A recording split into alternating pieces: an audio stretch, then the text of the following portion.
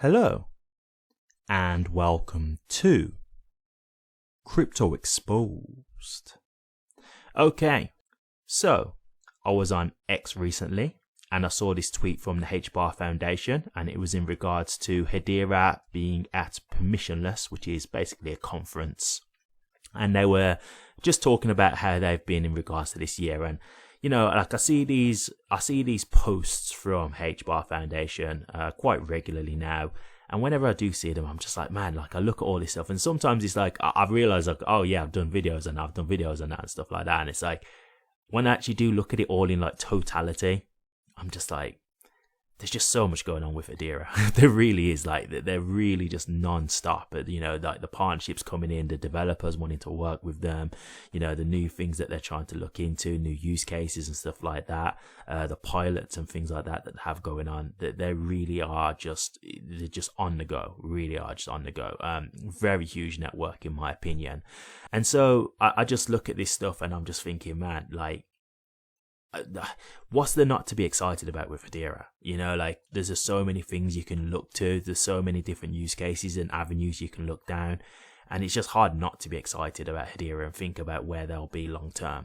So I thought I'd just show you this, and it's just a breakdown of everything that they showcased at the conference, so you can have a look at this and you tell me what you think. Does this make you bullish or doesn't it? I mean, I'll be very surprised if you're not at the end of this, but yeah, let's go through it and then you can see what you think. Okay, so this is from the HBAR Foundation. This year, we return to Permissionless in Austin with Swirled Lab and the Hedera community. It was clear that real-world asset, in brackets RWA, tokenization and stablecoins were top of mind, two HBAR ecosystem strengths. Since 2020, Hedera Governing Council, global law firm DLA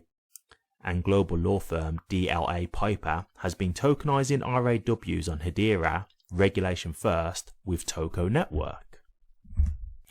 Recently, we saw Quarter Homes, the first owner-occupied fractional equity home funding program in the US, leverage Toko for alternative financing to mortgage credit via third-party investors and, quote, HPI, unquote, the first ever fractional ownership token. Even more recently, Toko Network secured its Virtual Asset Regulatory Authority, in brackets VARA, license. This permits them to undertake virtual asset broker-dealer and exchange services as a full market offering in and from the Emirate of Dubai. With this, they announced the launch of Dubai's first tokenized equity crowdfunding platform. This is actively transforming early-stage fundraising with blockchain tech, empowering both investors and businesses. Alongside Toko, Red Swan CRE, the commercial real estate company with $5 billion in assets under management, in brackets AUM, is actively building out the RWA tokenization vision on Hedera through its Token Studio. Next up, Hedera Governing Council member and the largest active asset manager in the UK, Aberdeen PLC, has started its RWA tokenization journey on Hedera with Archax EX. Archax EX has already begun to tokenize the Aberdeen Standard Liquidity Fund, in brackets LUX, Sterling Fund, Aberdeen's flagship multi-billion money market fund on Hedera. Moving on to stablecoins, the Hedera ecosystem has been working with leading non-US banks. Most recently, Shinhan Bank worked with Taiwan's largest financial institution to achieve real-time settlements and integrate real-time foreign exchange rates. This built on the earlier stablecoin international remittance proof of concept between SB Group, the largest bank in Africa, and Shinhan Bank. Last week at Token 2049, Swirled Labs announced the launch of the Stablecoin Studio on Hedera. Founding users include SB Group, Shinhan Bank, SCB Tech X, Cafe Bank, and Jewel Bank, amongst other infrastructure partners. Through Stablecoin Studio, issuers can mint and manage stablecoins on Hedera with the scalability of the HTS, in brackets 10,000 plus TPS, and unmatched programmability of the HSCS, in brackets ERC20.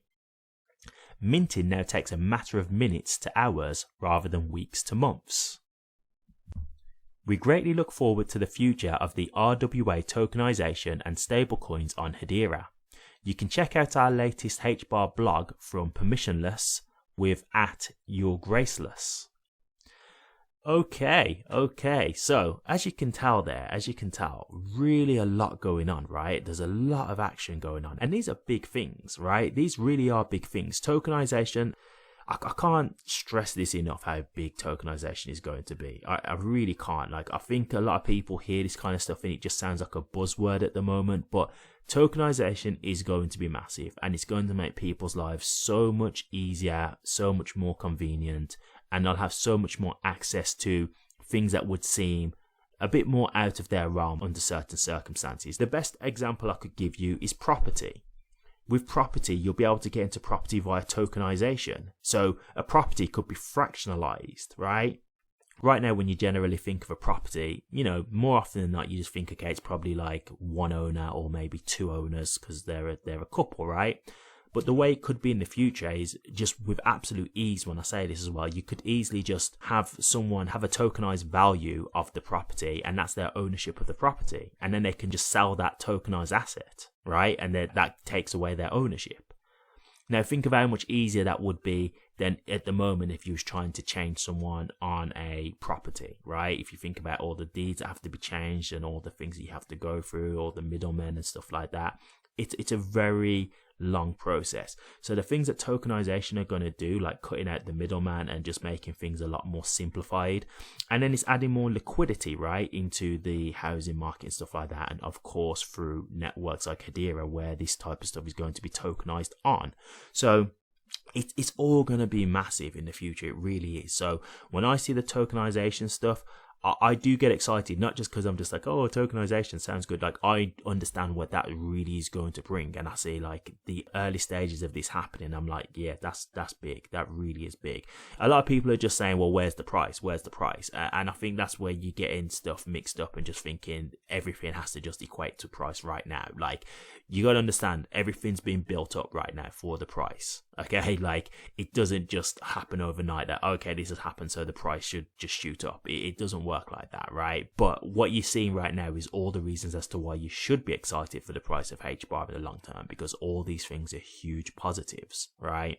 So yes, real great stuff to see. Stablecoins and stuff like that. We know that they was doing stablecoin remittances. They did a pilot of that with Shinhan Bank, who was mentioned in this earlier as well. So again, that's just yet another use case added to HBAR. You know, them looking maybe into cross-border payments and stuff like that. Wow, you know, that's amazing.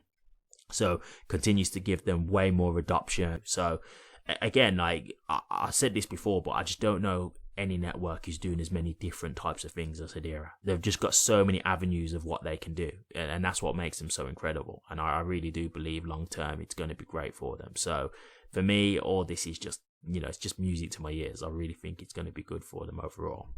But what do you guys think? Hedera and everything that they've said they'll be doing from Permissionless at the conference. Does this make you excited for HBAR? Do you think that this is going to be great for price overall? Do you like the idea of the tokenization and that kind of stuff? Or do you not think that this is going to be that great for HBAR and you don't really think it's going to do that much for the price, and this kind of stuff just isn't really things that you'll be interested in? Let me know your thoughts, guys. I'd be interested to hear. Thank you very much for watching this. If you did like it, please remember to drop a comment, like, and subscribe. But until next time, take care.